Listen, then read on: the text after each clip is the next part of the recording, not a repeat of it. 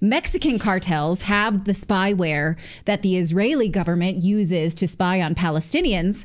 And now Mexico can use it on Americans. They can get into your phone. They can see everything you do, everything you search. They also can do what's called a room tap, meaning they use the phone's camera and microphone to spy on you wherever you are, putting your kid to bed, what have you. Now, the Epoch Times reported this in depth, but this is actually not brand new information. What's new is that we are at war with the cartels and how it can be used against us. So pay attention.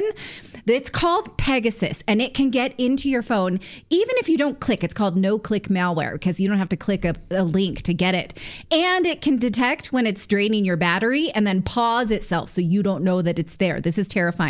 Now, to be clear, absolutely clear about Pegasus, it was developed by an Israeli firm called the NSO Group, not the Israeli government themselves. Israel has never admitted to use it, but it was found on Palestinian officials' phones since at least 2021.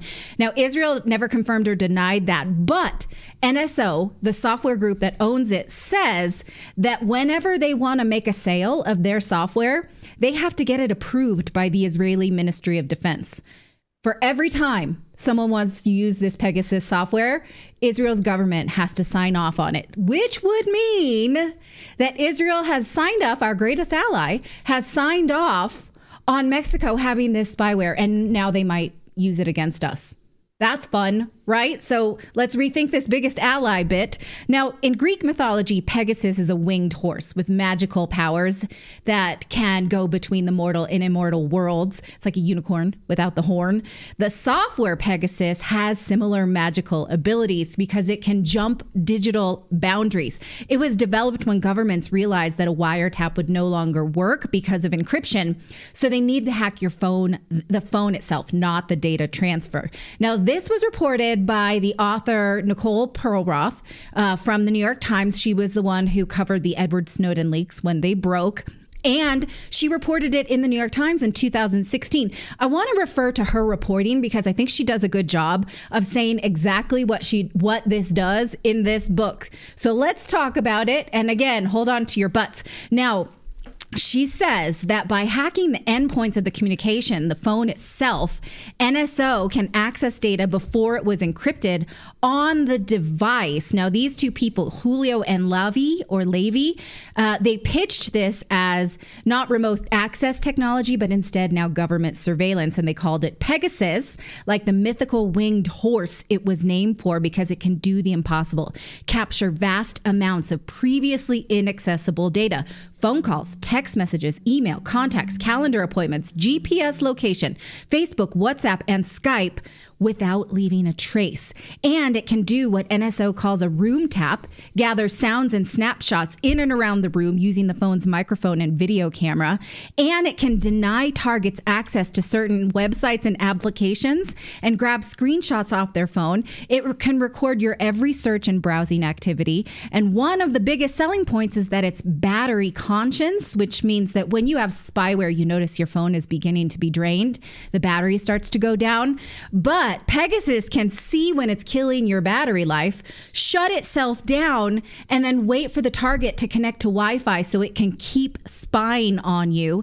Now, they say that NSO had already sold it, now look here, to two eager customers, Mexico and the UAE. And they are now also offering it to other governments in Europe and the Middle East. She says that also the Italians are scurrying to protect as many people from NSO as possible. And longtime clients in Mexico and the Gulf threaten to take their business to do business with the Israelis. Mexico and the UAE. So someone in Mexico has had this at least since 2016, and the Trump and the Biden White House knew it, right? So who in Mexico would need this? Well, there was a journalist that was killed in 2017 who was an investigative journalist who was going after the cartels, and you had the shady Mexican leaders in Mexico who specifically made the deal with NSO Group, got the software, and were able to facilitate giving this so they could target journalists and go after cartel opposition. Well, NSO had told her the reporter, that 3 Mexican government agencies had it. And accordingly, they are the country's Center for Investigation and National Security and Attorney General Office and its Department of Defense. Well, if you know anything about Mexican politics, it's that the cartels are involved in the government,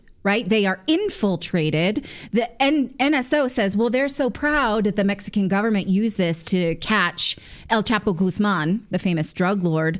But when she investigated further, she found it also, as Clayton just said, was used on journalists and also, strangely, experts who had covered government corruption and were in favor of a soda tax because that was big money in Mexico. And again, can you protect yourself from it? Not really, because you don't have to click it to put it in. They can just do it. And in fact, it costs about $500,000 per install for both iPhones and Androids. Neither of us are safe, or you can get a package deal. 10 phones for $650,000. Now, again, all of this was published in the New York Times in 2016. So we should have known this, that this is where this would land us. And again, if Israel is our biggest ally, maybe we should have asked them, are you putting this on anyone who could use it against us? That might have been nice, considering all the money we send Israel, that maybe give us a heads up if you're going to sell some software that spies on us, given that NSO has said that they need permission from the Israeli Defense Ministry to sell this. You think? Right? Okay. No outrage? You want to join me in outrage? I'm looking for a, yeah. Well, I mean, again, if you... Okay, thanks. So we know that they have to sign off on this, and they're using it to target journalists specifically and going after people who are in opposition to these drug cartels, right, and to these kingpins.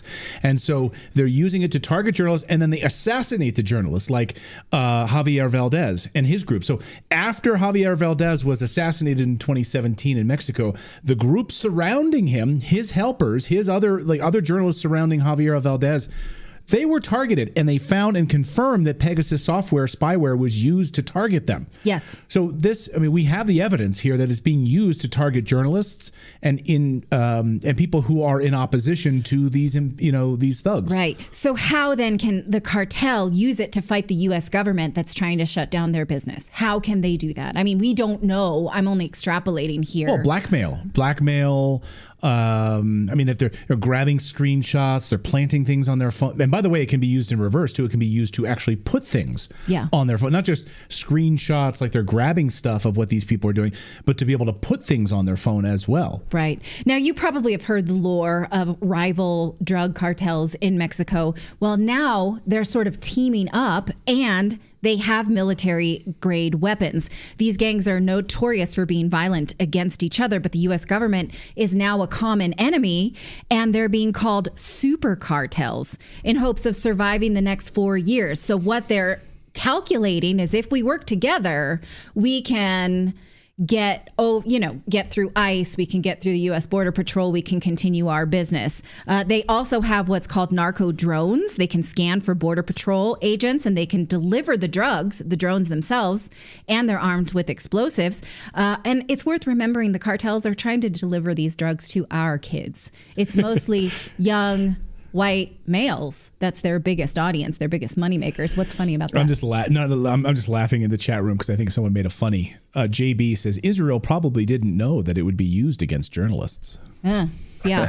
Well, and think about that. If they could put things on your phone, they could accuse you of a crime and then put the evidence of the crime on your phone.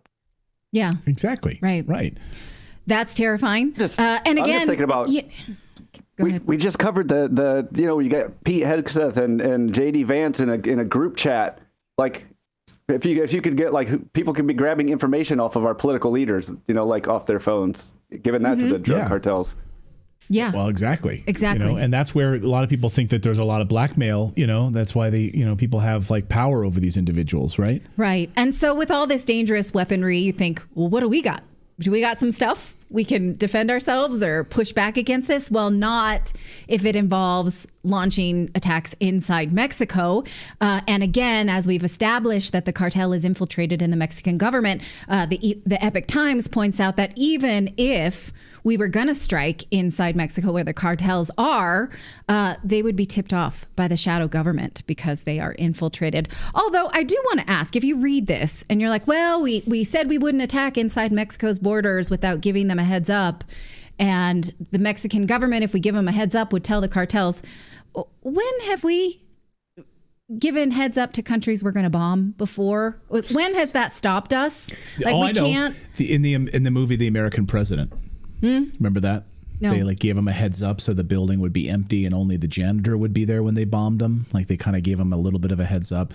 It's in fiction. That's the only time that this actually happens. Yeah, in Syria or Yemen when we bombed there, I didn't see that in the signal chat we just covered. Do we give them a heads up? Like, why? I'm not saying that I want to bomb Mexico or bomb cartels or anything like this, but I very much would like to win the war on drugs. That looks like it's going to be violent, but at the same time, it's just kind of strange. Like, well, we don't do that. We don't bomb inside countries without giving them a heads up. And I'm like, but we do. I'm not saying I want to do it, but yeah, we've done that before. So it seems to be shaping up to be a. Go ahead. If they were smart, the sound of the planes coming should be warning enough, right? Well, they say they've got undetectable drones. Yeah. You know, and so I don't know. Do they have any kind of radar detection? I mean, I know we've got some stuff, you know, we've got some cool stuff in our military. Is this the only way to win? I mean, military officials are saying we actually don't know how we're going to win this war. It's way more dangerous than we thought. So now we all know. We all know that. So let us know your thoughts. Strata Comgro says Pegasus was designed as an exploit to remain embedded in Apple iOS and all Android updates and versions. That's how it remains undetectable. It attaches itself to mobile OS and apps in your phone. Yeah, it does. And in fact, she talks about that, how they launched it as they tried to sell it to Apple to do remote IT work. Like you call up and you'll be like, oh, I can't get on this or whatever. Yeah. And they wanted to sell it to Apple. I wish Apple had bought it because it's gone to a much darker place. So let us know what you think about that.